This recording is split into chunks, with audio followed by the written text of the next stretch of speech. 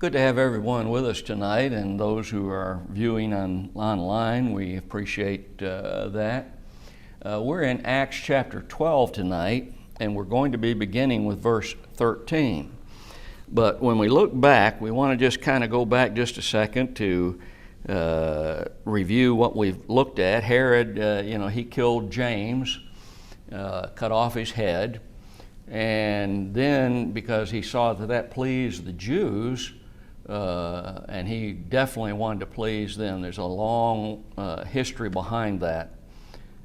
He was an Idumean, and animosity and on and on, but we're not going to go back that far. But anyway, Herod locked Peter up. And then we remember the events that took place. Peter's in the prison, and he's chained to two guards. There were probably two more outside the door, and there were two wards. That meant areas you had to go through, kind of like a restricted, in a prison where you have to open one door, and then after you go through that, they lock it, and then they open another door, and you have to go through that, etc. And so this guaranteed them that a prisoner would not escape. We also noted that the prison itself had a door that it took, I forget how many, 35, was that the number I gave? I think 25. It was 25, that's right, you're right. 25 people to open. It was a huge iron gate. And it opened all by itself because the angel had appeared to Peter in the cell. The guards had no idea what was going on. They left, and the door opened all by itself. Not like automation today, but still, it opened by itself because God opened it. And he gets on the outside, and now what do I do? Because the angel left him, and finally he realized this is not a dream, it's not a vision, this is real. I'm out. And so he went to Mary's house, and she is identified for us as the mother of John. This is John Mark that we're talking about. And we'll see him later on in the travels of the Apostle Paul in the second missionary journey. I believe, if memory serves me correctly, is where he will join. He'll try and go to the first one, but he won't be allowed to do that because of Paul's objection. And yet, nevertheless, we need to remind ourselves he did go with Barnabas on this trip. That was a second missionary journey. Anyway. And so we're looking at verse 13 and through 15 right now. And as Peter knocked at the door of the gate, a damsel came to hearken named Rhoda. And when she knew Peter's voice, she opened not the gate for gladness, but ran in and, flipped too many pages, and told how Peter stood before the gate. And they said unto her, Thou art mad. But she constantly affirmed that it was even so. Then said they, It is his angel. Now, we want to remind ourselves of this gate. Houses of that time were very often built with a wall around, an interior courtyard around the house and the house. The gate, remember, consisted of two things. There was a big gate where a cart could go through, or animals to resupply things in the house or whatever they were needed for. And within that big gate, there was usually a door, also called a gate, where one person at a time could go through. He is at that one person at a time door. That's what it's talking about. And so we look a little further, and we see that Peter knocked at the gate. He's letting him know, I'm here. And we see the reaction of this damsel who came to hearken. She is a servant of the master of that house, that is, John Mark's mother. And the word damsel is an interesting word because it comes from a Greek word that is padiski. And padiski means a young girl, a maidservant, or a young female slave. So when we go back into the language, we find out this is quite a young girl. It also indicates that Mary's family was very well off. For them to be able to have servants indicated wealth on their part, at least to a certain degree. Doesn't necessarily mean they were filthy rich, as we sometimes refer to it, but nevertheless her family was well off, Mary's family. The word Rhoda, the name Rhoda, means a rose. And I think that's kind of significant when you consider the kind of person that she's portrayed to be here. A rose. I can't help but think of what the poet said, a rose by any other name is still a rose. Huh? A rose by any other name is still Rhoda. Good catch. So what did Rhoda do? Well, she didn't open the gate. She went to answer the gate. That was obviously part of her job. Remember, the brethren are inside Mary's house, and they have gathered together. They've been praying for Peter, probably praying for him to have strength to get through this, to endure, maybe even hoping that he could be released. But when she heard Peter's voice, she didn't open the door. I would guess that there would also have been what we would call a peephole, where she could look to see who might be there. But at the very least, she listened and she knew Peter's voice. Now, that's interesting. How would she know Peter's voice? Would it be by a one-time occurrence? Not very likely. More than likely, it was more than a few times. She'd been around Peter. Does this mean that maybe she'd heard him preach frequently? Maybe. Maybe he was a regular visitor in this house. We don't know. Why didn't she open the gate? That's an interesting question, isn't it? Why didn't she open the gate? Why would you think? Because she was so excited and happy. That is seen in her nature here. She's excited about this. She runs back to the people to tell them, oh no, wait a minute. Peter, he's at the gate. Maybe it's because she just couldn't wait to tell the news and just, kind of crossed her mind because maybe she was astonished. Remember, they knew where Peter had been, and they knew Herod's intentions for Peter as he had done to James. She's so happy she forgets the normal hospitality that would be shown. And notice the reaction of the people when she tells them. Peter's outside. It'd be like us saying, woman, you're crazy. Thou art mad. Why did they say this? Again, it's because they knew where Peter had been. They knew about his arrest. They knew Herod's intentions. They knew that he had been locked in the prison of the Sanhedrin. No way to escape by normal human thinking. Even if he hadn't had the guards guarding him, no way to escape to get through that door that took so many men to open it. This had formerly been Herod's fortified prison. They couldn't escape. Thou art mad. The word mad comes from the Greek word ma'en-omei. And that word means to be mad, to rave. Kind of like our idea of, you're not in your right mind. You're crazy. But she constantly, notice, affirmed, kept saying, he's there. I'm telling you, he's there. He's outside the gate. She didn't give up, did she? They thought she was kind of Looney Tunes. But she kept on saying, Peter is at the gate. I can almost imagine, finally someone says, well, if he's at the gate, why didn't you let him in?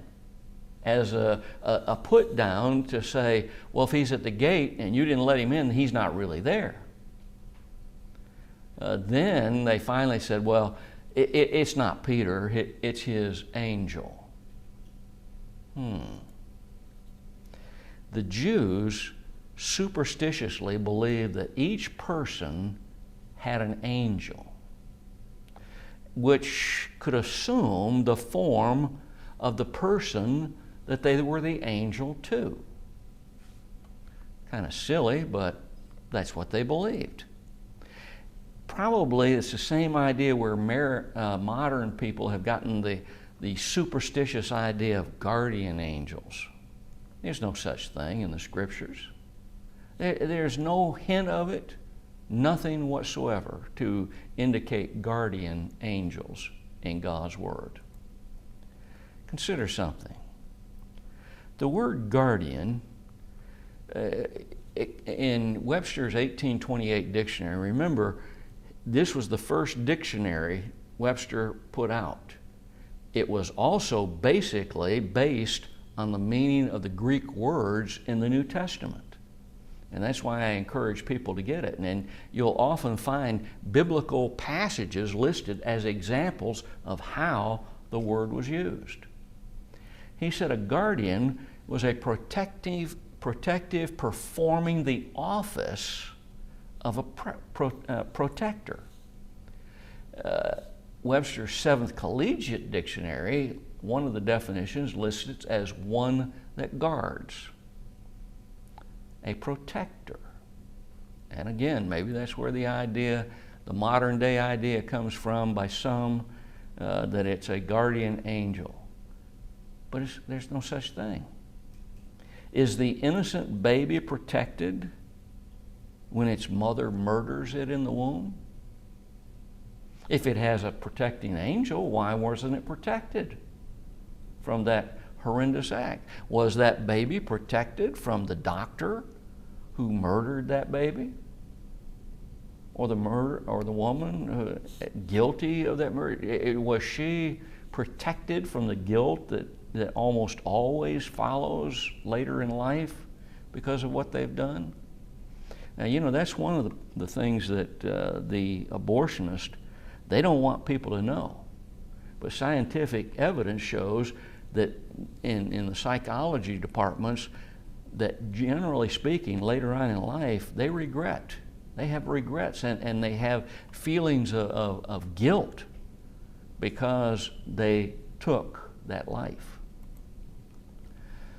Is a Christian protected from the drunk driver who drives down the road and because of his drunkenness crosses the line and hits them head on and they're killed or severely injured or a lot of damage done to their vehicle? What do people, if you were to guard something, what do people protect or guard? Isn't it something that is very important to them? Why do we see stores becoming more and more of a thing, putting iron bars on their windows and doors and things? Why did we see a number of discount stores actually take their merchandise and put it behind locked windows, and not so much the valuable stuff, but even other things to keep people from stealing them, right? Why? Because they considered them to be valuable. We live in a time when people think that your property isn't your own. We'll take it if we want it. And we see a lot of that going on. I was reading about a food chain. I think it's called Giant up through the Northeast. And they're fighting, trying to keep what they consider valuable and what is valuable to them because they sell it. And that's how they are able to pay their employees and to make a profit. Because so many people are stealing their property and they're trying so hard to keep their stores running, and they may end up having to shut down because of it. Look at verse 16 and 17. But Peter continued knocking. Notice Peter didn't give up either. And remember, thinking about that, Peter didn't give up, and he knows that as soon as they find out he's missing, the hunt's going to begin. He's out there in the street, easy to see. But Peter continued knocking, and when he had opened the door, or when they had opened the door and saw him, they were astonished. But he, beckoning unto them with his hand to hold their peace, declared unto them how the Lord had brought him out of the prison. And he said, Go show these things unto James and to the brethren. And he departed and went into another place.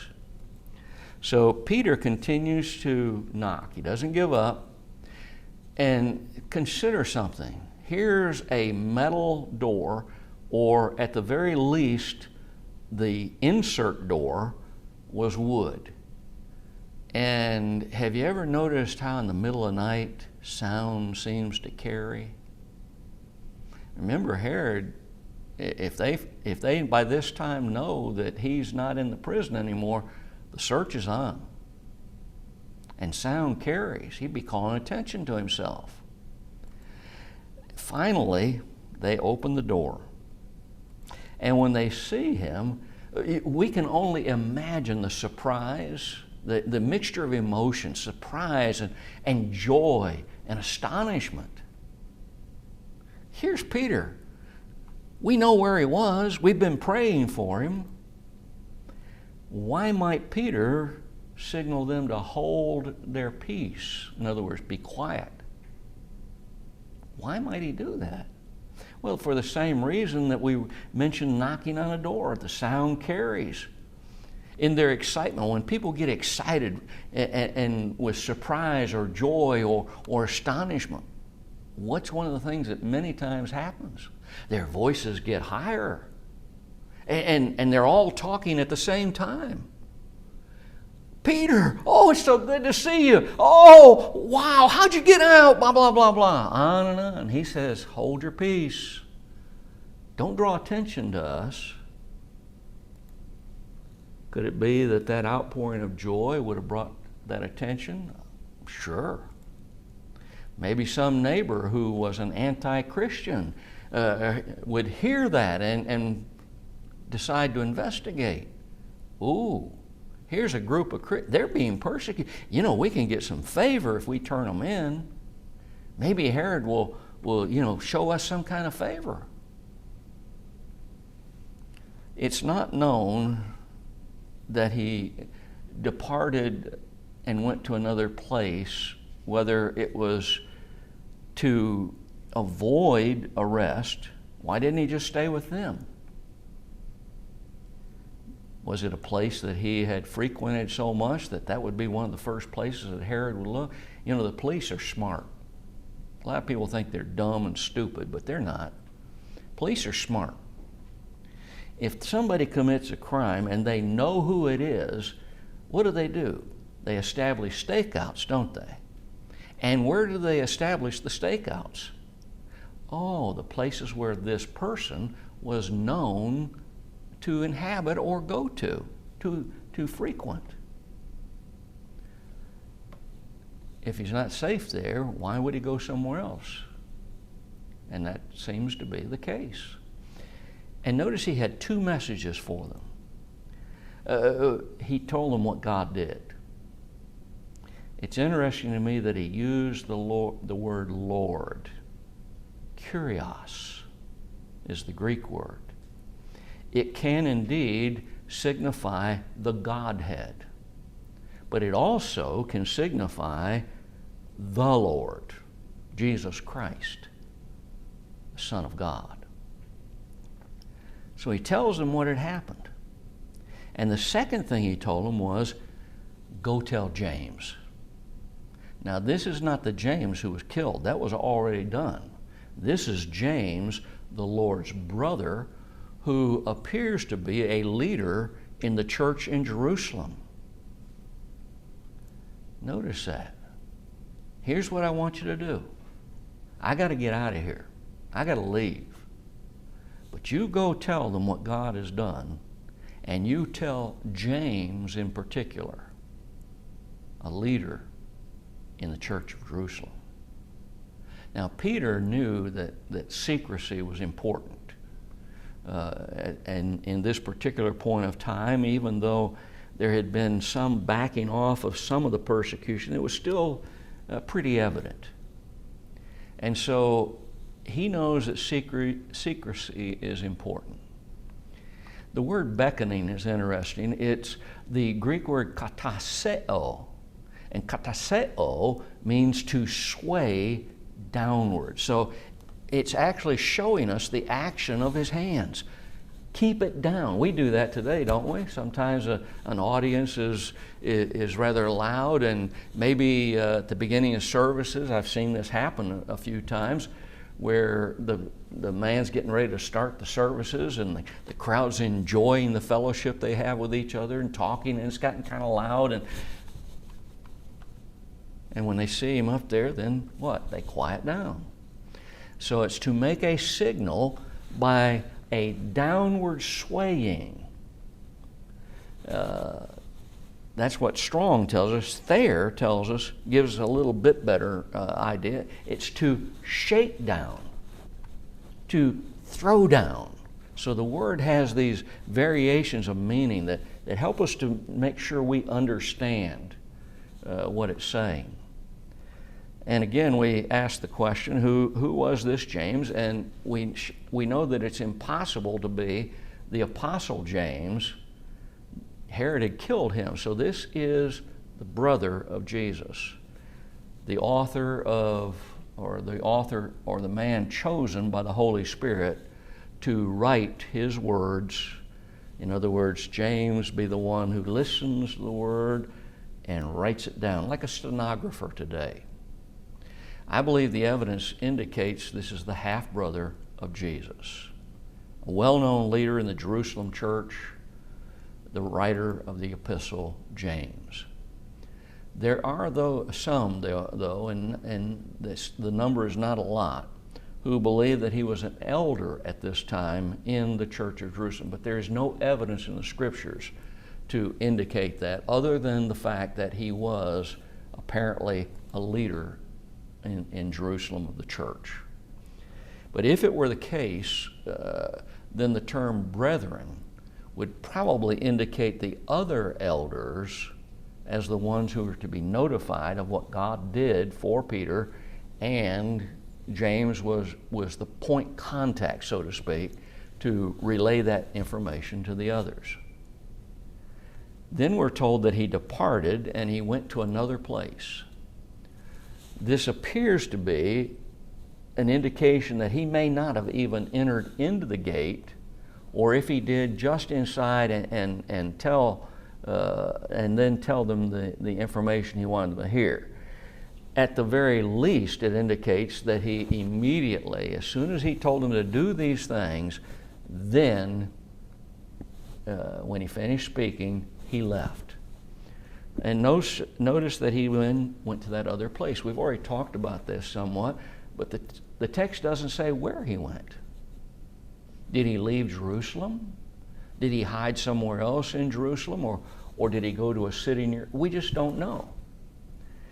In other texts, we notice that when they left under dire straits, the place where they went to is often noted, but notice not here. It would seem to me that this indicates that persecution is still severe enough. If they had known where he went, Herod would have gone after him. That's what it seems to indicate to me. And so if they didn't know where Peter was, they couldn't reveal that.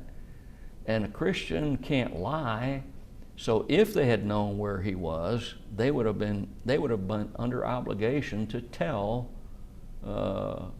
an inquirer about this, an investigation. If one person knew where he went, the authorities might find it out. That brings us to verse 18 and 19. Now, as soon as it was day, there was no small stir among the soldiers that what was become of Peter. And when Herod had sought for him and found him not, he examined the keepers and commanded that they should be put to death. And he went down from Judea to Caesarea, and there he abode. Excuse me.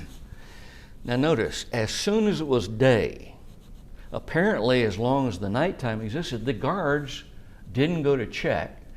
And there's something about that that gives us even more information.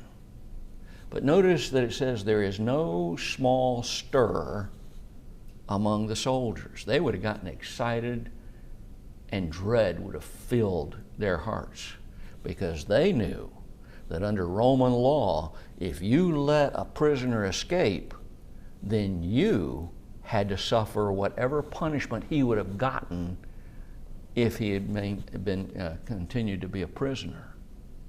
They knew Herod intended to kill Peter.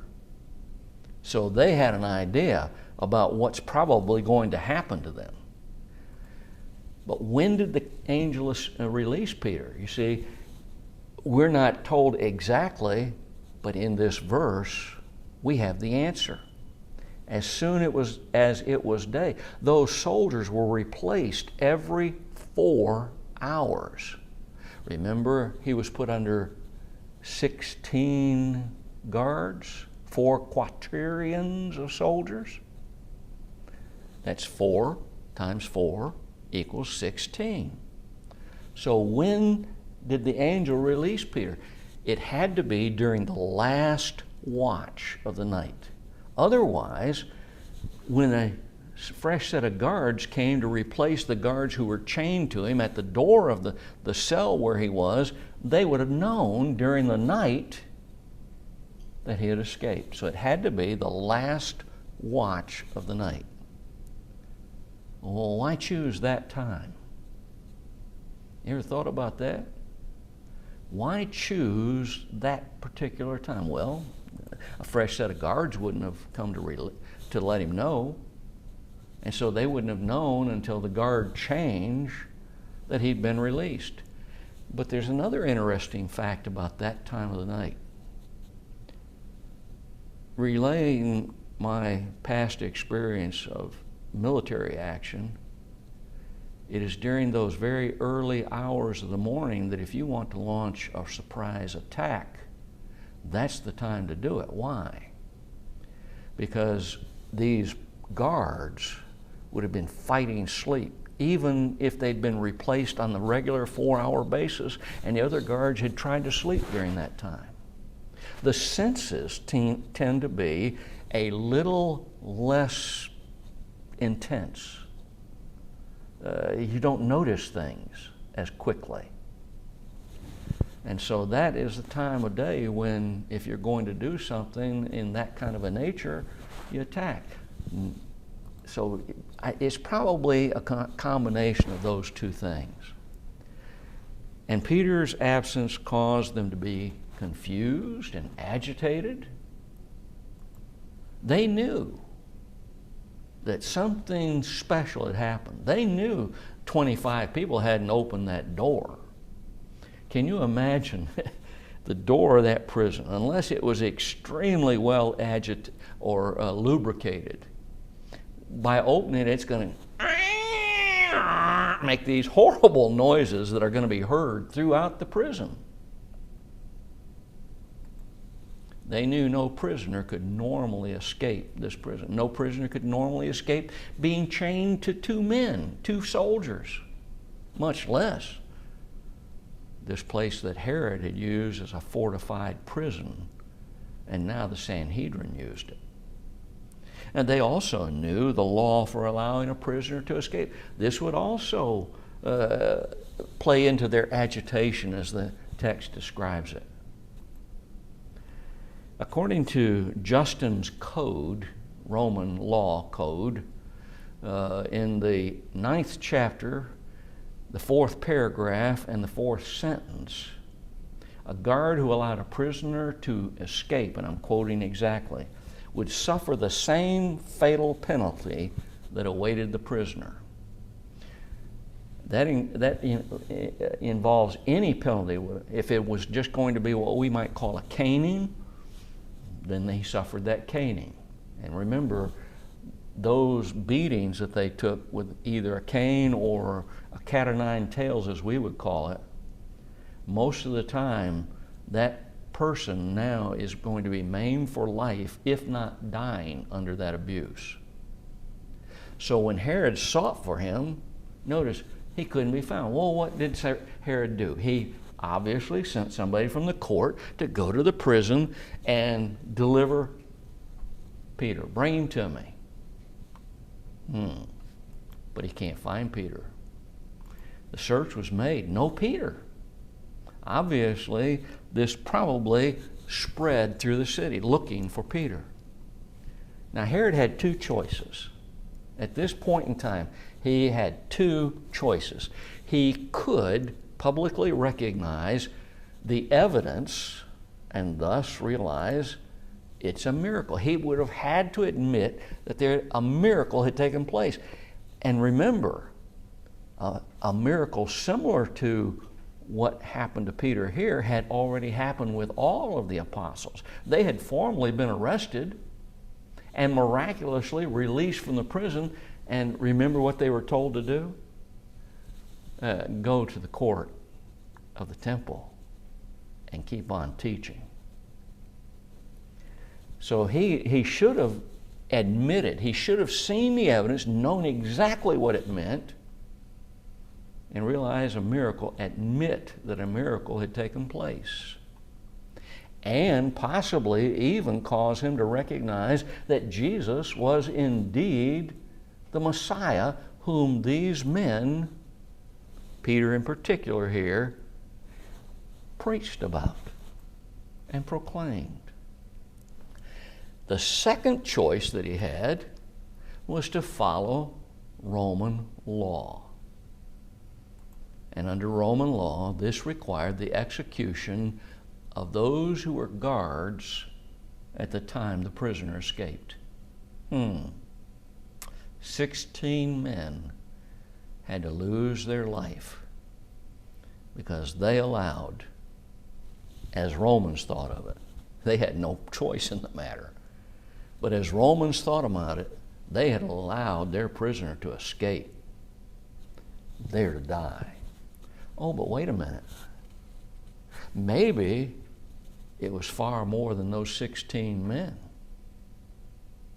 What about guards at the gate? Well, they didn't really need guards there, but maybe they stationed some.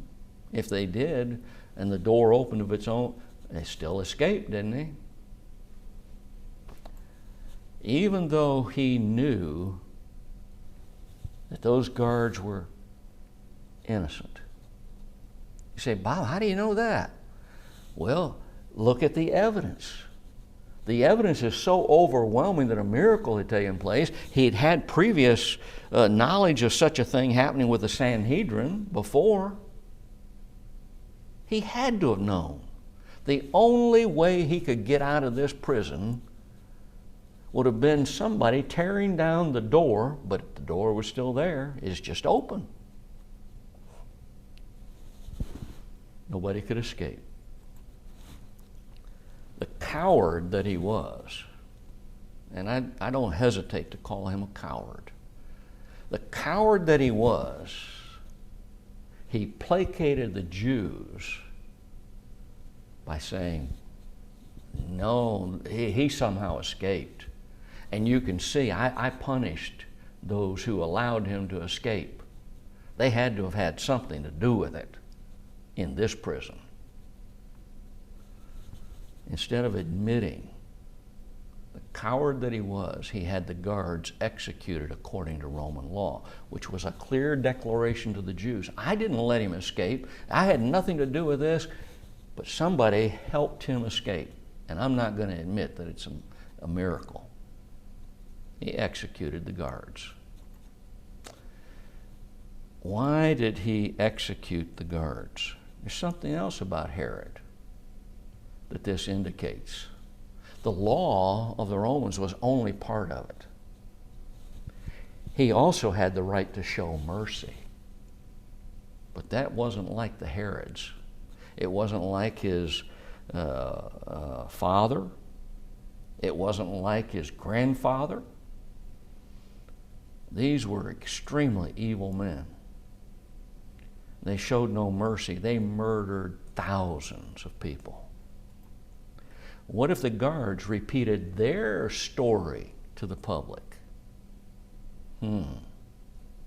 I can't let that happen, Herod would have thought. I can't let them tell what they knew about this, because if they told the public, what's that going to do? Is it going to increase Christianity? Is it going to cause more problems for me? Just imagine how much commotion would have been caused by such. But notice, after he murders these guards, these innocent guards, what does he do? He goes down into Judea. Remember, Jerusalem was in Judea. He goes down to Jerusalem. He goes down in altitude. Remember the scriptures, any reference to Jerusalem, either you went down from Jerusalem or you were going up to Jerusalem because of where it sat. He goes to a town named Caesarea that's often found in the scriptures. And notice it says that there he abode. Caesarea was the permanent residence of the Roman governors and king who ruled over this area of what we would call the Promised Land. Did he leave immediately after the events that we've just seen? We don't have any other information. We don't know. I would guess probably. My guess would be he probably wants to get out of town before anything else might happen. Now look at verse 20. And Herod was highly displeased with them of Tyre and Sidon. These are two cities close to Caesarea. But they came with one accord to him, and having made Blastus, the king's chamberlain, their friend, desired peace, because their country was nourished by the king's country. Herod, notice, is highly displeased with the people of these two port cities. Why? Neither secular or religious history reveals the answer to us. We don't know why he was displeased with these two cities and the people there that were there, the governing bodies of these two cities. But whatever the spat was about, it wasn't a little matter. This was something that was big, something that a ruler could not ignore for whatever reason. It may have been that they had slighted him in some way, and for a ruler of the Herodian family, that's good enough to put somebody to death. Sidon and Tyre were important cities of that time. They were trade cities. And they were both major trade cities, not just trade cities, major cities. They both had major harbors for commerce. And notice they came with one accord. In other words, they joined forces. Let's go talk to Herod. And notice that they had made a man named Blastus, who is described to us as the king's chamberlain, as their friend.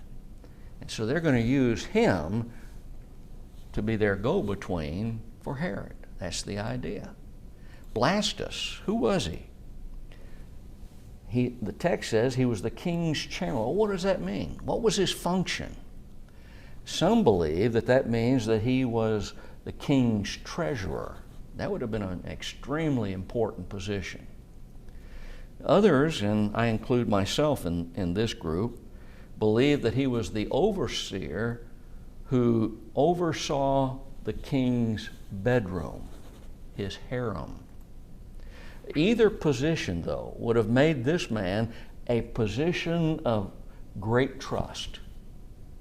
He would have had the confidence of the king.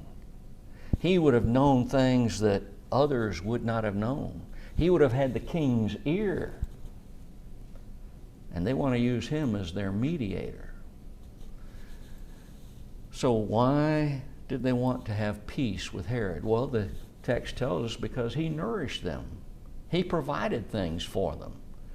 We don't know what all of those things might have been. It may have been tax revenue to help the city with projects and stuff like our country does, helping governors in times of emergencies to provide things for them so that they can take care of the need. Apparently, maybe he placed some kind of trade embargo on them. Again, remember their importance as trade cities. Now watch what happens in verse 21 and 22. And upon a set day, Herod, arrayed in royal apparel, sat upon his throne and made an oration unto them. And the people gave a shout, saying, It is the voice of a God, and not of a man. Blastus apparently accomplished his mission. At least in some way, he got Herod to sit on his throne, to make an oration, and probably would have listened to them in whatever they said. Notice it's a set day. The historian Josephus tells us that this was a day that was set aside to honor the Emperor Claudius Caesar. Now remember, the Caesars, the emperors of Rome, they had long before this time declared that they were gods. And Herod was a patron of Claudius. And notice that it says he was arrayed in his royal apparel. What does that mean? Does it mean that he had on some special robe and his crown was on his head? Maybe, very possibly. Historians and we in the church have to rely again upon the historian Josephus. He says that it was a garment that was woven completely, listen to this, of silver. The precious metal, silver. Now think about what that would have done. This silver garment would have been amazing to see us on. Why? Because as the sun shone on that, it would just glint.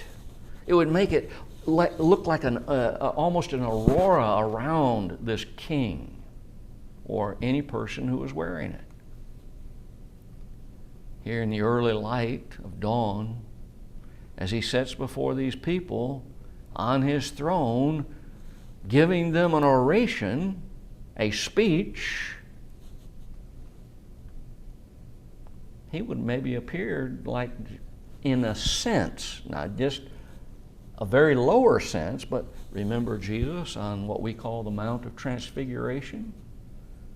Those three favored apostles were very surprised, and the language that's used of him, of Jesus, appearing in this bright light and shining.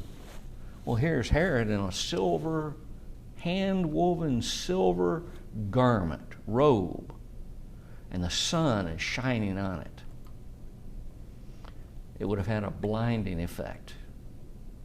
The people, notice, gave a shout. Now remember, they're trying to please Herod because they want his favor. Whatever he had done to hinder favor to them, they wanted that removed. And so they start shouting, Why, this is the voice of a God. This isn't a mere man. This is God.